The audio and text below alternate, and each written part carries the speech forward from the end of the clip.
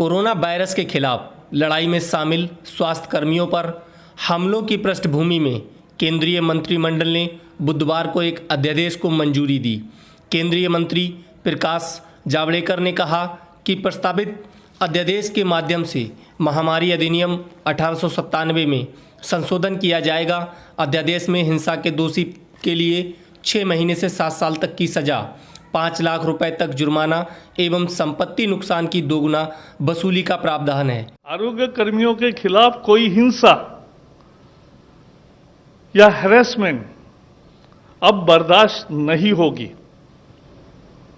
और इसलिए उनको पूरा संरक्षण देने वाला एक अध्यादेश आज लागू करने का फैसला हुआ है और राष्ट्रपति जी के हस्ताक्षर के बाद वो तत्काल प्रभाव से लागू होगा। महामारी के संकट से जूझने वाले योद्धाओं को देश जब उन्हें सलाम कर रहा है, कुछ लोग उन पर हमले कर रहे हैं, कुछ लोग उन्हें संक्रमण फैलाने वाले समझ रहे हैं और ऐसी हिंसा या त्रासदी नहीं चलेगी, यह देखना पूरे समाज का और इसलिए सरकार का काम है। इसलिए जो महामारी बीमारी कानून था, एपिडेमिक डिसीजेस एक्ट 1897, बहुत पुराना कानून है।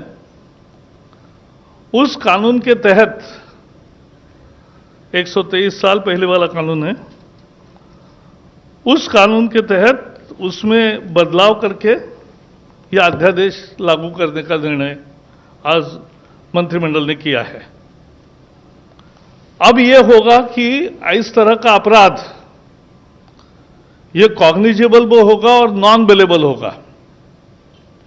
यह संज्ञान भी लिया जाएगा, संज्ञान योग्य भी होगा और जमानत न मिलने वाला होगा। 30 दिन में इसकी इन्वेस्टिगेशन पूरी होगी।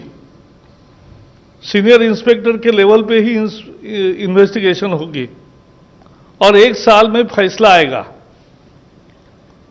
और सजा भी कड़ी सजा का प्रावधान किया है। 3 महीने से 5 साल सजा हो सकती है अगर इन पर हमले हुए या कोई नुकसान किया, और 50,000 से 2 लाख रुपए तक का जुर्माना देना पड़ सकता है।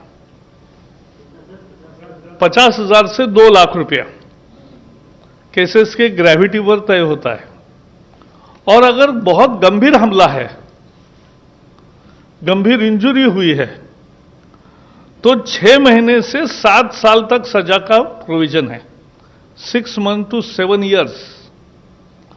और ऐसे केसेस में जो जुर्माना है वो 1 लाख से 5 लाख तक है। तो भारी सजा भी होगी और भारी भरकम जुर्माना भी होगा।